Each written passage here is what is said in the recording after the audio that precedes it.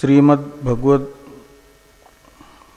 ब्रह्म सूत्र के तृतीय अध्याय के तृतीय पाद के 15वें अधिकरण का विचार हम लोग कर रहे हैं। इस अधिकरण के दो वर्णकों में से प्रथम वर्णक का विचार हो गया है, द्वितीय वर्णक का विचार कल प्रारंभ हुआ था। द्वितीय वर्णक का विषय भी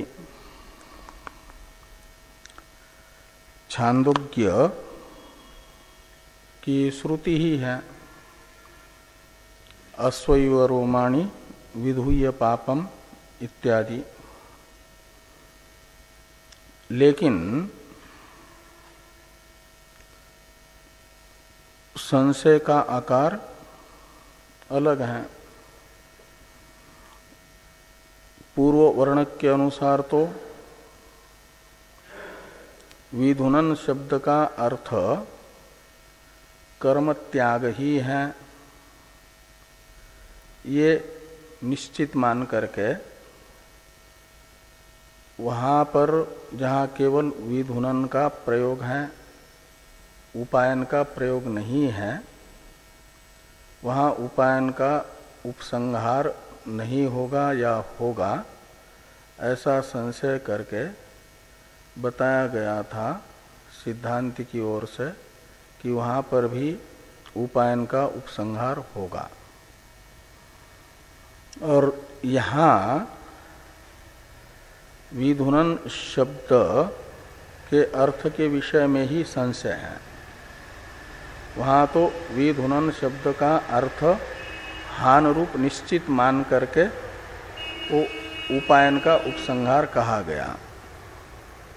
यहाँ विधुनन शब्दार्थ के विषय में संशय है कि क्या विधुनन शब्द यहाँ हान रूप अर्थ को बताता है या अर्थांतर को बताता है इत्याकारक।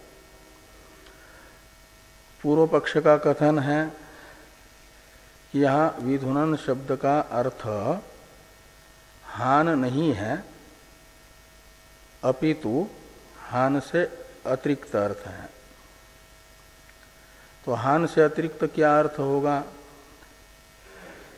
तो कहा कि चालन अर्थ में शिष्टों ने विधुनन का प्रयोग किया है, इसलिए यहाँ पर भी अन्यत्र शिष्टों ने जिस चालन अर्थ में विधुनन का प्रयोग किया है, वही विधुनन शब्द का अर्थ पापम विधूय में विधुनन का अर्थ होगा चालन। तो पाप का चालन विद्या से क्या होगा?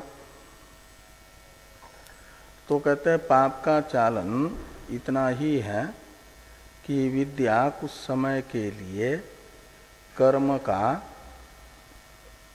जो स्वभाव है उससे प्रच्युत कर देती है। कर्म का क्या स्वभाव है? तो कर्म का स्वभाव है फल दातृत्व शक्ति, और वो जो फल दातृत्व शक्ति है उससे च्युत कर देती है विद्या विद्वान के संचित तथा क्रियमान कर्म को। ये विधुनन शब्द बता रहा है। उसके फल दान रूप शक्ति से उसे कुछ समय के लिए च्युत रखना, यही विद्या का फल है। और विधुनन शब्द का ये अर्थ बताया जा रहा है, वही अर्थ है करके, हान अर्थ नहीं है।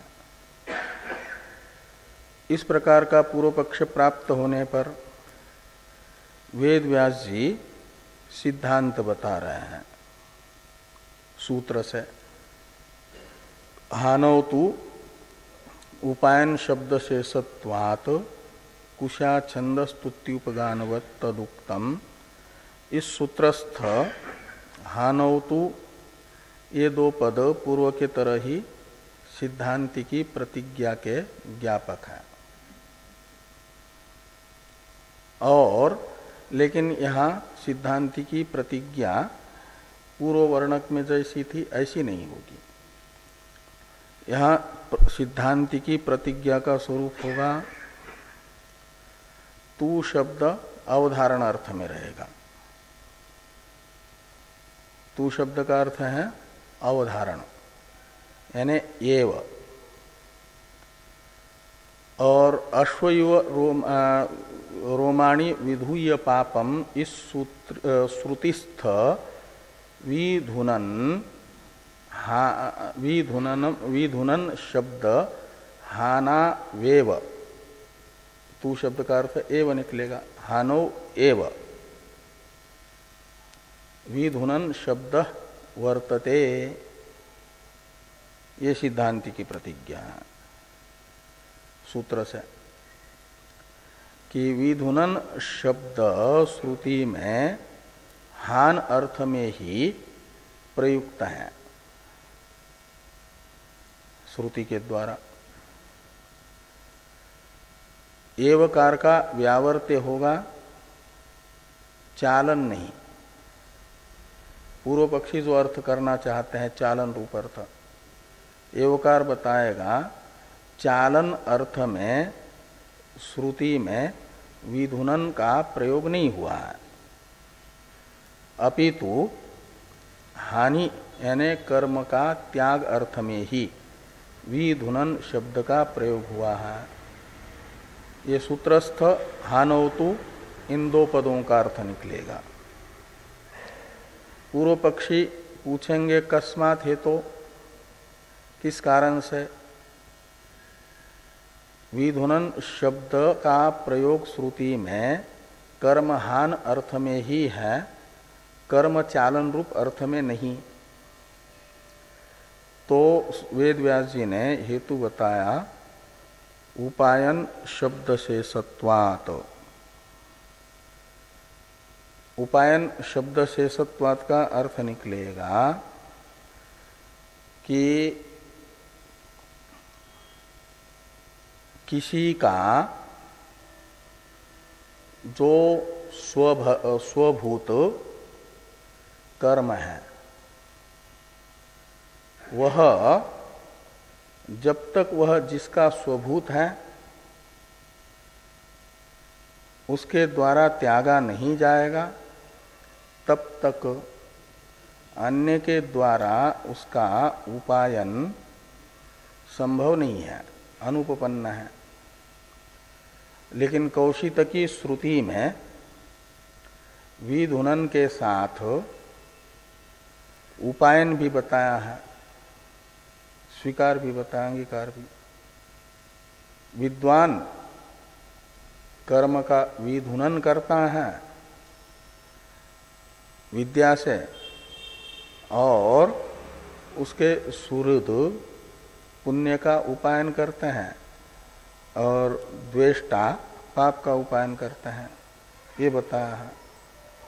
तो वहाँ विधुनन को बताया गया है उपायन के शेषत्वेन रूपेण। इसलिए बिना उपायन क्या नाम हान के उपायन अनुपपन्न होकर के ये बताता है कि विधुनन हान ही है। ये उपायन शब्द शेषत्वात् का अर्थ है। तो यदि पूर्व पक्षी ये कहते हैं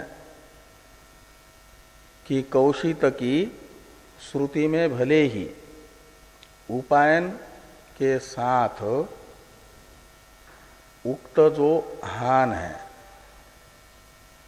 उसका उपायन के साथ उक्त जो विधुनन है उसका हान अर्थ हो जाए, वो हान रूप अर्थ का लक्षक बन जाएगा। लेकिन जहाँ उपायन के साथ उच्चारित नहीं है विधुनन, अकेला ही उच्चारित है छांदोग्य श्रुति में, वहां पर तो उसका चालन अर्थ ही लिया जाए। कौशितकी में भले ही हान रूप अर्थ ले लिया। तो ये जो पूर्व पक्ष की शंका है कि उपायन सह पठित विधुनन हान का लक्षक होगा और केवल विधुनन चालन रूप अर्थ का ही वाचक होगा, न कि त्याग का। तो इसका उत्तर देने के लिए ये बताया कि यदि अन्यत्र किसी विशेष को कहा गया है तो वह अन्यत्र उक्त विशेष शाखांतर में भी अपेक्षमान है। इसलिए कुशा, छंद, स्तुति, उपगान ये दृष्टांत बताए हैं। तो जैसे अन्यत्र सामान्य रूप से उक्त जो कुशा में वानस्पत्यत्व है, उसके विशेष का निर्धारण करने के लिए दूसरी शाखा में उक्त जो औदुम्बरा कुशा, यह वाक्य इस वाक्य में बताया गया औदुम्बरत्व रूप विशेष, उसको अन्य शाखा में भी लिया गया विशेष का निर्धारण करने के लिए। ऐसे विधुनन का अर्थ विशेष निर्धारित करना है, वो चालन होगा या हान होगा। तो जब कौशितकी शाखा में विधुनन का अर्थ विशेष निर्धारित है उपायन की सन्निधि से, वहां पर विधुनन का अर्थ हान करने के लिए हेतु बन गया उपायन साहचर्य। तो वह उपायन साहचर्य अन्यत्र उक्त विधुनन में विशेष है। जैसे औदुम्बरत्व कुशा में अन्यत्र उक्त विशेष है, ऐसे उपायन का साहचर्य जो कौशितकी में कहा गया विशेष है, वह विधुनन के छांदोग्य श्रुति में भी अर्थ विशेष के निर्धारण में अपेक्षमान होगा। और ये माना जाएगा कि यहाँ पर भी उसे उपायन की सन्निधि न होने पर भी वहाँ से वो इसे समझ लेना चाहिए कि उपायन सहचरित ही है ये, और वहाँ जो अर्थ था हान, वही अर्थ यहाँ पर भी होगा। इसे समझाने के लिए द्वितीय वर्णक के अनुसार कुशा, छंद, स्तुति, उपगान ये चार दृष्टांत है। और तद उक्तम ये जो अंतिम पद है वह तो जैसे प्रथम वर्णक में कहा गया था कि अन्य प्रकरण में उक्त जो विशेष है वह अन्यत्र भी अपेक्षित होता है, इसे केवल वेदांती मात्र बता रहे हैं ऐसा नहीं, अपितु जैमिनी जी भी बता रहे हैं अपने सूत्र से। तो जो भाष्य में सूत्र बताया था अपितु वाक्य शेषे इत्यादि, उस सूत्र को तद उक्तम शब्द से इस वर्णक में भी वैसा का वैसा समझना, और उस सूत्र का व्याख्यान जैसा प्रथम वर्णक में हुआ ऐसा ही इस वर्णक में भी होगा।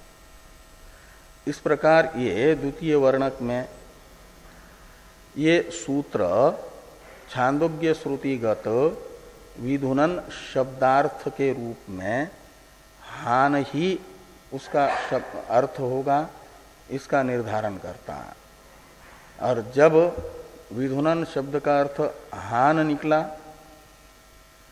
तो फिर उसका उपायन, जहाँ पर केवल विधुनन शब्द का भी अर्थ हान ही है, तो वहाँ पर अन्यत्र जो उक्त उपायन है उसका भी उपसंहार सिद्ध होगा, निश्चित हो जाएगा। इस अभिप्राय से ये द्वितीय वर्णक आया। तो द्वितीय वर्णक का संशय, विषय संशय, पूर्व पक्ष, ये हम लोग देख चुके हैं। भगवान भाष्यकार सिद्धांत, द्वितीय वर्णक के सिद्धांत को बताने वाला जो ये सूत्र है वेद व्यास जी का, उसका व्याख्यान करते हुए सिद्धांत को भाष्य में बता रहे हैं। इसलिए टीकाकार ने हाना वेव इत्यादि भाष्य का अवतरण लिखा सिद्धांत यति, यानी भगवान भाष्यकार सिद्धांत को बताने वाले सूत्र की व्याख्या करते हुए द्वितीय वर्णक के सिद्धांत को बताते हैं। तो हानवतु इन दो पदों का अर्थ किया जा रहा है सिद्धांति की प्रतिज्ञा के रूप में। हाना वेव एष विधुनन शब्दो वर्तितुम अर्हति, तू का अर्थ कर दिया एव, तो हाना वेव का अर्थ है हानो एव, तो हानो ये सप्तमी का एक वचन है हानि शब्द का, हानि का अर्थ है त्याग, तो त्याग अर्थ में ही यह उपायन के साथ अनुच्चार्यमान केवल विधुनन शब्द भी प्रवृत्त होगा, उसका प्रयोग हानि अर्थ में ही है। एवकार बताएगा पूर्व पक्षी जिस अर्थ में मानना चाहते हैं उस अर्थ में नहीं।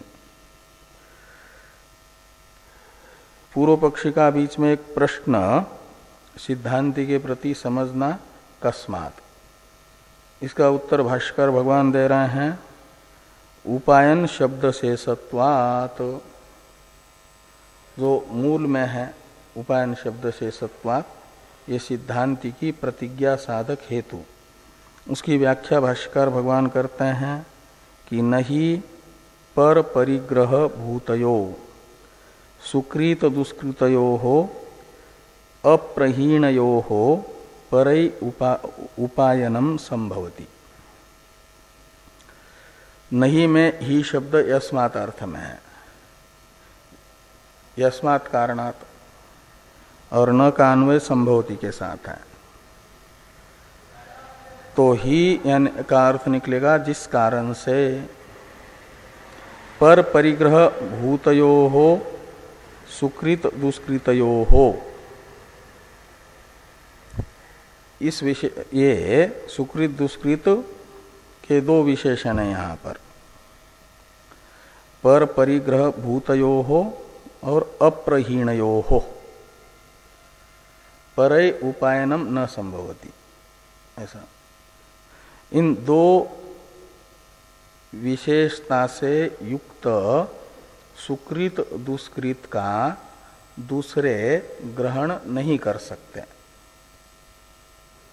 वे दो विशेषताएं हैं, उनमें से पहली विशेषता पर परिग्रह भूतयो हो सुकृत दुष्कृतयो, इसमें पर शब्द से लीजिए ग्रहणकर्ता से अन्य विद्वान, ग्रहणकर्ता तो हैं विद्वान के सेवक और द्वेष्टा,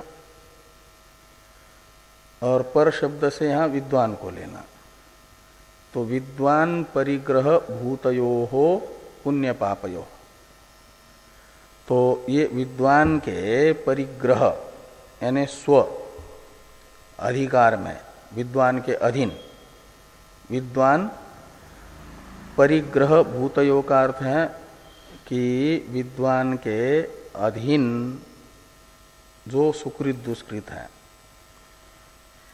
जिन पर स्वामित्व विद्वान का है, वह विद्वान के स्वभूत कहलाते हैं और विद्वान को उनका स्वामी कहा जाएगा। इसलिए विद्वान जिनका स्वामी है, मालिक है, ऐसे सुकृत दुष्कृत का अपरित्यक्तयो, यदि विद्वान जिसकी मालकी है सुकृत दुष्कृत पर, वह उस मालकी को नहीं छोड़ेगा, उनके अधिकार में रहने वाले पुण्य पापों को नहीं छोड़ेगा, तो दूसरा उन पुण्य पापों को ग्रहण नहीं कर सकता। ये इस पंक्ति से कहा है कि ही यानी यस्मात्, पर परिग्रह भूतयों का अर्थ है विद्वान के अधीन, विद्वान जिनका मालिक है ऐसे, और अप्रहीणयो, प्रहीण का तो अर्थ होता है त्यक्त, अप्रहीण का अर्थ होगा अत्यक्त, तो विद्वान के द्वारा अत्यक्त जो विद्वान के अधिकार में रहने वाले सुकृत दुष्कृत हैं उनका परई यानी विद्वान के सुहृद और द्वेषकर्ता के द्वारा उपायनम न संभवती, उपायन संभव नहीं है। इसका अर्थ टीकाकार बता रहे हैं, यदि च्युतिमात्रम लक्ष्यम तदा उपयंती अनन्वितम स्यात्। पूर्व पक्ष के अनुसार विधुनन शब्द का अर्थ च्युति मात्र होगा, का अर्थ विद्वान के कर्मों का जो फलदान सामर्थ्य रूप स्वभाव है उस स्वभाव से प्रच्युति, इतना मात्र विधुनन शब्द का अर्थ करेंगे तो जहाँ केवल विधुनन उच्चारित है वहाँ पर उपायन का उपसंहार नहीं हो पाएगा, उपायन का अनुपसंहार ये पूर्व पक्ष के मत में फल हो जाएगा। और कहते हैं तो इसलिए उपायन उपयंती इति अनन्वितम स्यात्, तो कौशितकी में भी उपयंती पद का प्रयोग, यदि वहां पर भी विधुनन शब्द का अर्थ वही निकलेगा प्रच्युति मात्र, तो उपयंती शब्द का अन्वय उस वाक्य में अनुपपन्न होगा, वही अनुपपन्न होकर के ज्ञापक बनेगा कि स्वभाव से प्रच्युति मात्र विधुनन शब्द का अर्थ नहीं अपितु त्याग अर्थ है। उपायन शब्द अनन्वित होकर के, अनन्वित होने का अर्थ है अनुपपन्न होना, तो अनुपपन्न होकर के ये कहेगा कि ये हान अर्थ है विधुनन का। अब कोई ये कहता है कि कौशितकी में तो विधुनन शब्द को उपायन को उपपन्न करने के लिए हान अर्थ में माना जाए, लेकिन जहाँ पर उपायन का प्रयोग नहीं है, केवल विधुनन का ही प्रयोग है, वहाँ विधुनन का प्रच्युति ही अर्थ माना जाए स्वभाव से। इस प्रकार की शंका पूर्व पक्षी कर रहे हैं, लेकिन सिद्धांत कह रहे हैं ये नहीं कहा जा सकता। नच को वाच्यम के साथ जोड़ देना, तो शुरू में जो नच है, नच यत्र धुनोते उपायन शब्द सानिध्यम तत्र हानिर्लक्ष्यते न केवल धुनोतेर हानिश्च अन्यत्र विदुषः सेवकादो तुल्य कर्म संक्राति इति न असंभव इति न वाच्यम। केवल धुनोतेरपि मुख्यार्थ असंभवेन अन्यत्र लक्ष्यतया बुद्धिस्त हानि लक्षणाया एव युक्तत्वात् इति भावः। ये इस वाक्य का तात्पर्य है। तो ये कह रहे हैं यत्र धुनोते, यदि पूर्व पक्षी ऐसी व्यवस्था बताते हैं, क्या व्यवस्था बता रहे हैं कि यत्र धुनोते उपायन शब्द सानिध्यम, तत्र हानिर्लक्ष्यते, विधुनन शब्द से हानि की यानी कर्म त्याग लक्षित होगा। तो यत्र यानी कौशित की श्रुति में विधुनन के साथ उपायन शब्द उच्चारित हैं तो वहां पर हानि अर्थ निकलेगा। न केवल विधुनुते, तो छांदोग्य श्रुति में केवल विधुनन का प्रयोग है, उपायन का प्रयोग नहीं है, उपायन का सानिध्य वहां नहीं है, इसलिए वहां पर तो हानि अर्थ नहीं होगा, वहां कर स्वभाव से प्रच्युति ये अर्थ लिया जाए, ये पूर्व पक्षी का अभिप्राय है। तो कहा हानि का क्या अर्थ है? विधुनन शब्द का कौशितकी में जो लक्षार्थ निकला हानि, उस हानि का स्वरूप क्या है? तो हानि का स्वरूप बताते हैं अन्यत्र विदुषः सेवकादो तुल्य कर्म संक्राति।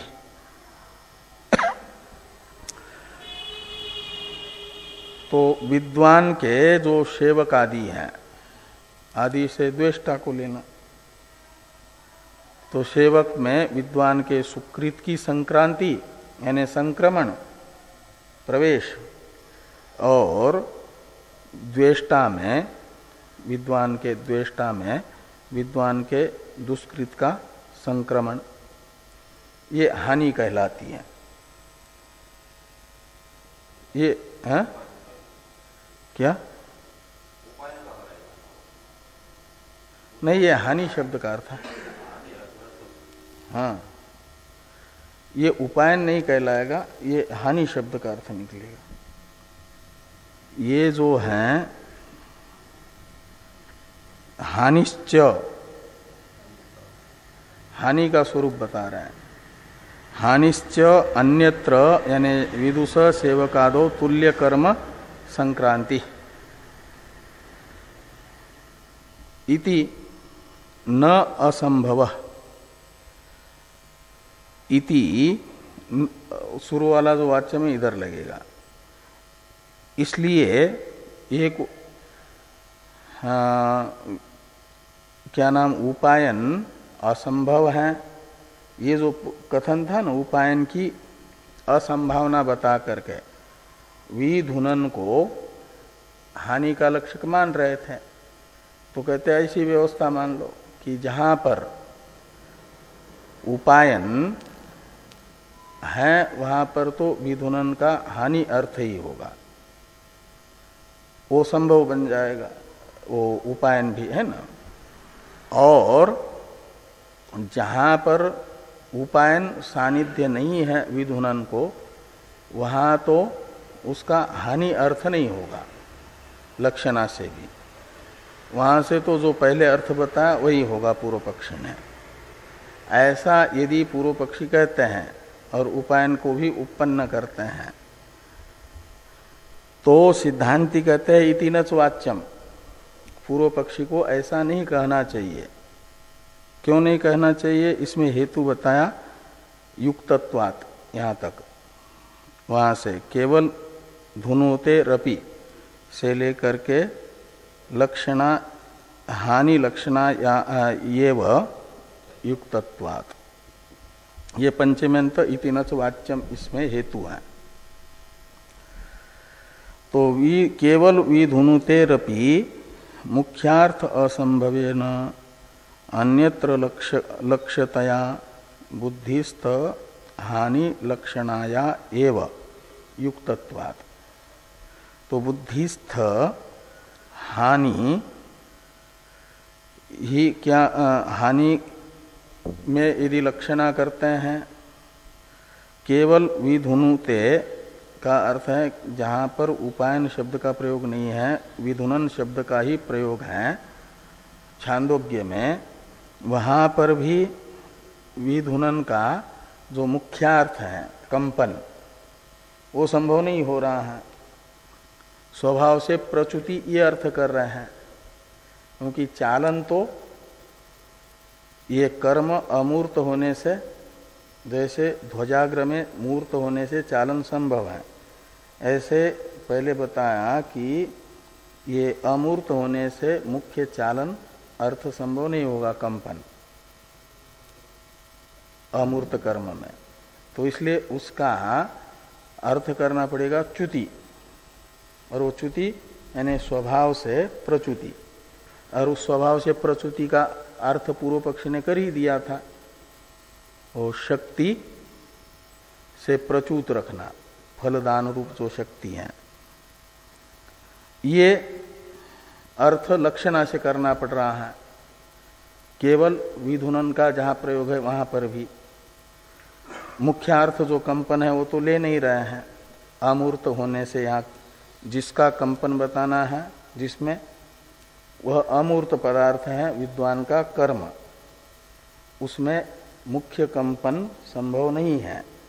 इसलिए कहते हैं मुख्यार्थ असंभवेन, केवल विधुनन का प्रयोग जहां है वहां पर भी उसका कंपन रूप मुख्यार्थ संभव न होने से अन्यत्र लक्ष्यतया, तो जब ये निश्चित हुआ कि उसकी लक्षणा ही करनी पड़ेगी, तो फिर लक्ष्यार्थ वाच्यार्थ से भिन्न ही लेना पड़ेगा, कंपन रूप जो मुख्यार्थ है उससे।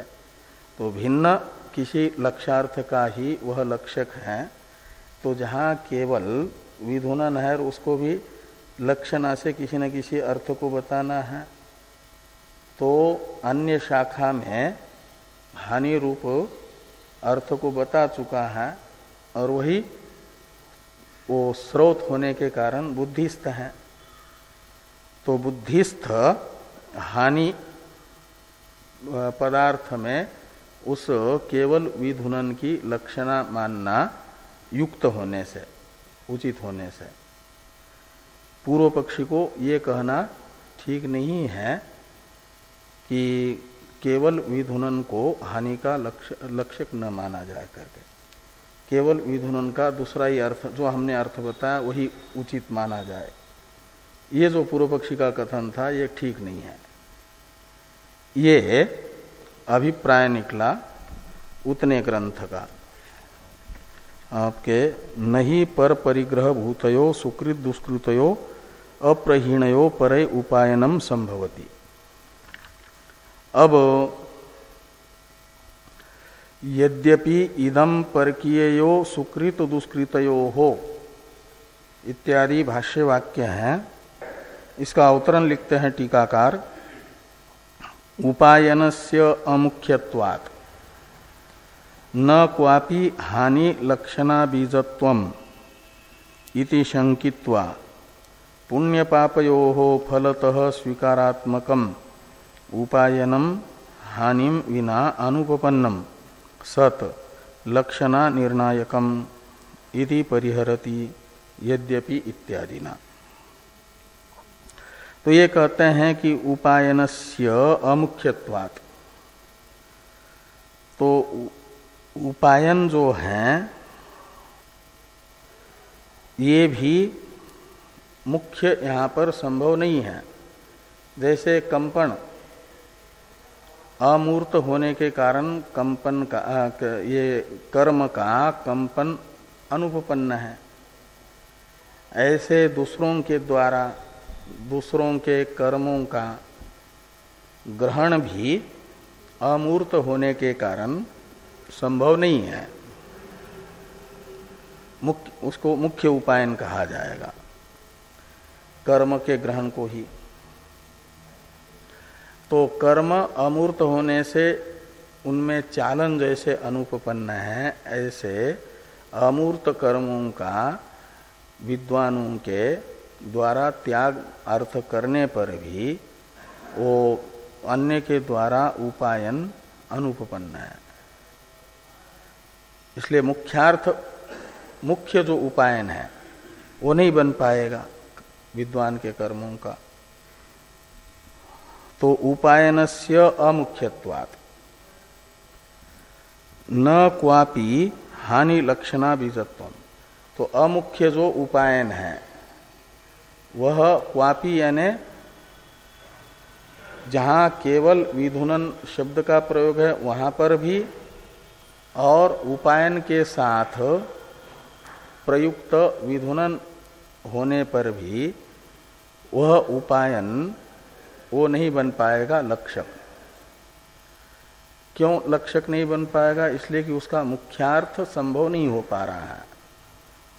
तो मुख्य उपायन संभव न होने के कारण कहीं पर भी, यानी कौशितकी में भी वह लक्षक नहीं बन पाएगा। ये पूर्व पक्षी का अभिप्राय है शंका करते समय कि उपायनस्य अमुख्यत्वात् न क्वापि हानि लक्षणा बीजत्वम्, तो वहां पर भी वो लक्षणा का हेतु नहीं बन पाएगा। इति शंकित्वा, ऐसी पूर्व पक्षी के द्वारा शंका करके फिर क्या किया जा रहा है कि पुण्य पापयोहो फलतः स्वीकारात्मकम उपायनम हानि विना अनुपपन्नम सत लक्षणा निर्णायकम इति परिहरति। तो सिद्धांती यानी पूर्व पक्षी ने तो उस अभिप्राय से शंका की कि उपायन भी कौशितकी में बताया गया जो है विद्वानों के कर्म का अन्य के द्वारा, वह अमूर्त होने से कर्म संभव नहीं है मुख्य, इसलिए वह लक्षणा का बीज नहीं बन पाएगा, लक्षक नहीं बन पाएगा। तो सिद्धांती ये कहते हैं कि भले ही अमूर्त होने से कर्म का ग्रहण अन्य के द्वारा संभव नहीं है, कर्म तो रहेंगे विद्वान के ही आश्रित, लेकिन विद्वान आश्रित कर्मों का फल उनके सेवक ग्रहण करेंगे, और द्वेष्टा जो ज्ञानी के हैं वे ज्ञानी के पापों का जो फल है दुख, उसको ग्रहण करेंगे। इस प्रकार ये जो फलतः ग्रहण उपायन, स्वरूपतः यानी कर्म का उपायन संभव नहीं हो रहा है, लेकिन कर्म के फल का उपायन संभव होने से वो जो कर्म के विद्वान के अंतःकरणस्थ कर्म यानी विद्वन्निष्ठ कर्म का फलतः उपायन है, वह भी विद्वान के द्वारा त्यागे बिना संभव नहीं है। इसलिए फलतः उपादान ये हानि के बिना अनुपपन्न होकर के सर्वत्र लक्षणा का बीज बन जाता है, लक्षक बन जाता है। ये सर्वत्र का मतलब जहां उपायन के साथ उच्चारित विधुनन है उसका भी लक्षार्थ हान है ये बताएगा, और जहां केवल विधुनन मात्र उच्चारित है वहां पर भी विधुनन का लक्षार्थ हान ही है ये बताएगा। सर्वत्र ये जो फलतः विद्वान के कर्मों का उपायन है अन्य के द्वारा, वह हान के बिना अनुपपन्न होकर के सर्वत्र लक्षणा का बीज बन जाता है, ये सिद्धांती कह रहे हैं। तो इस अभिप्राय से कहते हैं पुण्य पापयो हो फलतः स्वीकारात्मकम उपायनम हानिम विना अनुपपन्नम सत लक्षणा निर्णायकम इति परिहरति। इस अभिप्राय से ये परिहार किया जा रहा है शंका करके। पूर्व पक्ष की शंका का पहले अनुवाद है यद्यपि इत्यादि से। यद्यपि इदं परकीययोः सुकृत दुष्कृतयोः परै उपायनम नांजसम संभाव्यते, यानी विद्वान के परकीययोः यानी विद्वान के जो सुकृत दुष्कृत हैं उनका परै यानी विद्वान के सेवक और द्वेषकर्ताओं के द्वारा उपायन आंजसम यानी साक्षात संभव नहीं है, कर्म का ही अमूर्त होने से कर्मों का साक्षात उपायन असंभव है। तथापि से बताया जा रहा है तो भी वो फलतः वो संभव हो जाएगा। इस अभिप्राय से कहते हैं तत्संकीर्तनात्। तत्संकीर्तनात् का मतलब कौशितकी श्रुति ने कर्म का उपायन बताया है तो किसी न किसी प्रकार से मानना पड़ेगा। श्रुति का अर्थ किसी न किसी रूप में लेना पड़ेगा, तो स्वरूपतः संभव नहीं हो रहा है कर्म का उपायन, तो फलतः। तो इसलिए कहते हैं तत्संकीर्तनात् यानी उपायन संकीर्तनात् तावत तद अनुगुण्येन हानम एव विधुननम नाम इति निर्णेतुम शक्यते। तो फलतः उपायन लेकर के वो उस फलतः उपायन के अनुगुण विधुनन शब्द का लक्ष्यार्थ हान ही होगा, ऐसा निर्णय संभव है।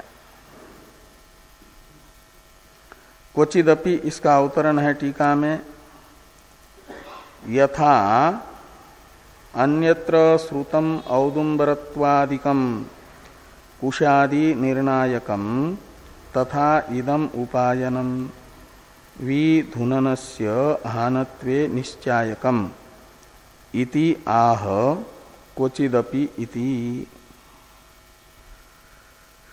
तो ये कहते हैं कि जैसे कौशितकी अन्यत्र श्रुतम औदुंबरत्वादिकम दृष्टांत का अवतरण है, तो अन्यत्र श्रुतम औदुंबरत्वादिकम, तो अन्य शाखा में श्रुत जो कुशादि में औदुंबरत्वादि है, कुशादि से आदि शब्द से बाकी दृष्टांतों को लेना।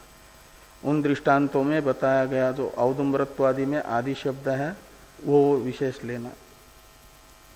छंद में वो दैव छंद में पूर्वत्व रूप विशेष। तो ये अन्यत्र श्रुतम औदुंबरत्वादिकम कुशादि निर्णायकम वो बना।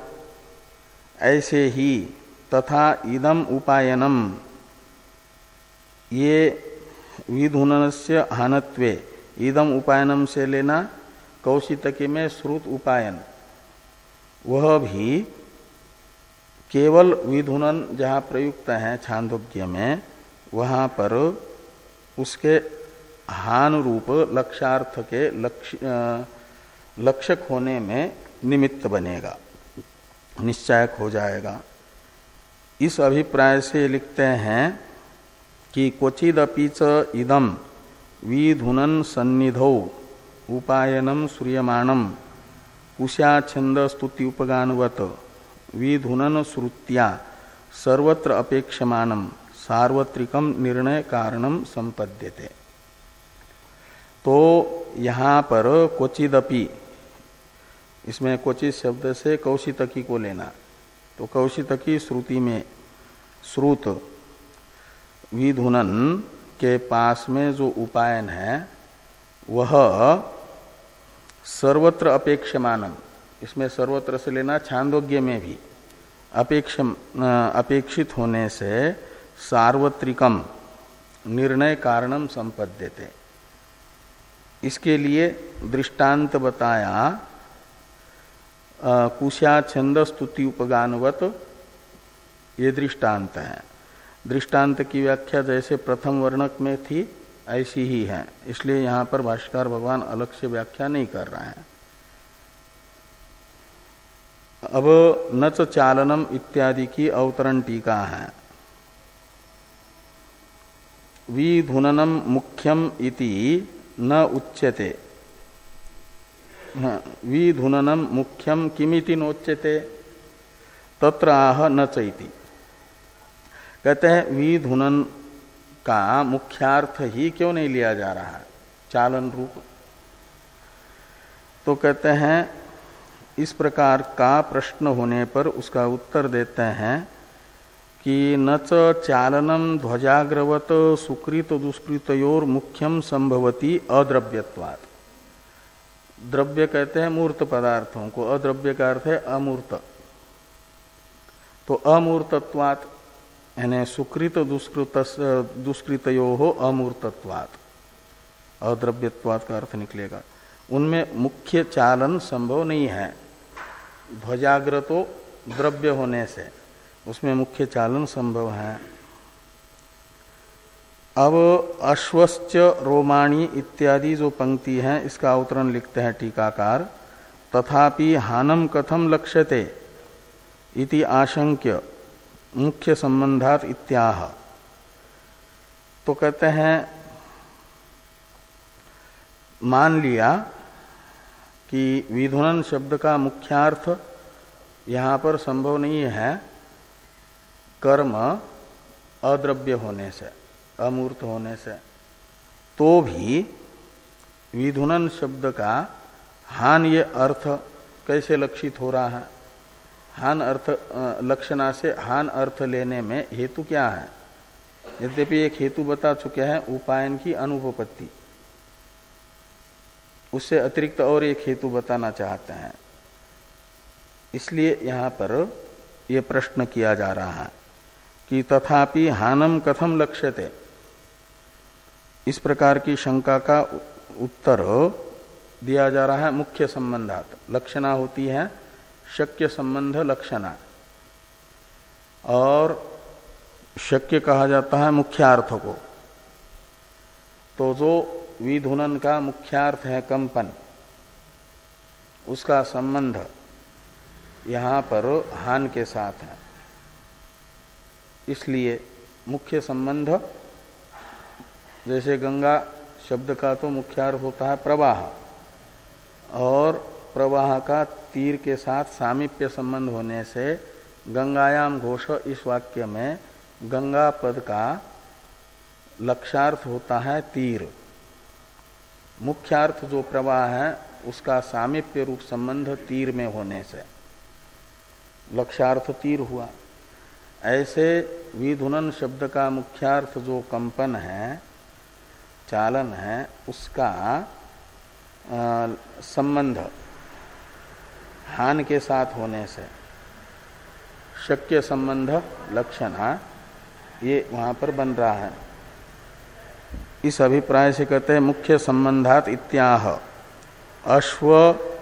अश्वश्च रोमाणी विधुन्वान त्यजन रजः सहिव तेन रोमाणी अपि जीर्णानि शातयति। तो कहते हैं जो दृष्टांत है छांदोग्य श्रुति में घोड़े का, वह जब अपने रोमों को कंपाता है, हिलाता है, तो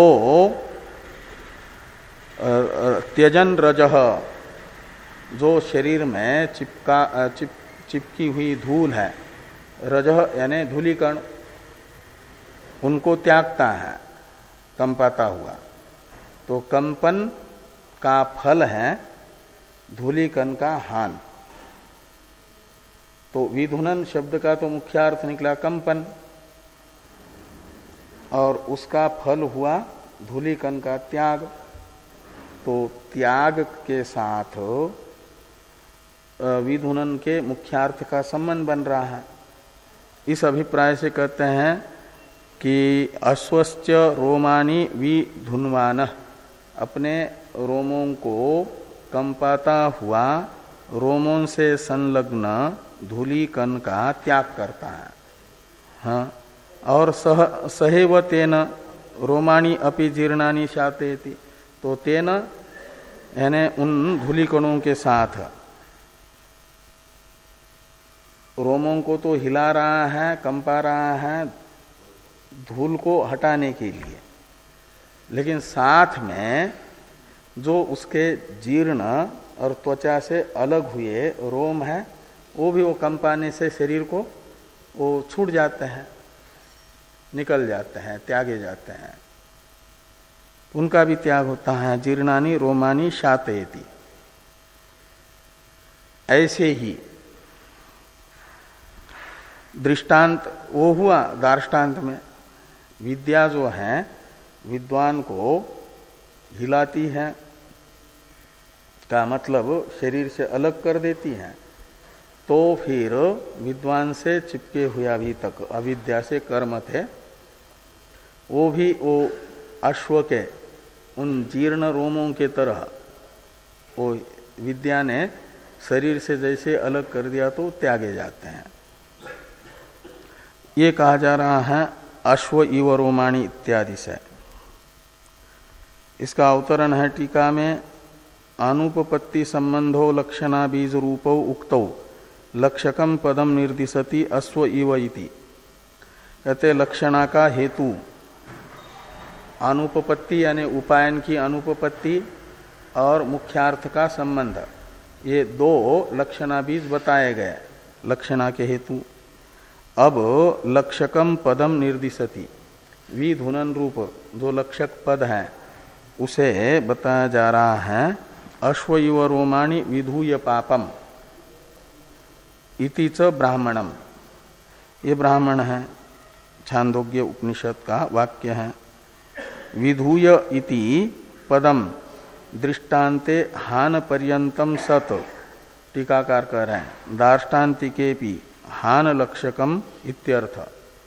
इस वाक्य का अर्थ निकला कि छांदोग्य में जो दृष्टांत वाक्य में प्रयुक्त विधूय शब्द है वह दृष्टांत में हान पर्यवसायी होकर के दार्ष्टान्त में भी हान का लक्षक बन जाता है। ये यहाँ पर कहा वो दृष्टान्ते हान पर्यंतम सद्दार्ष्टान्तिकेपि हान लक्षकम।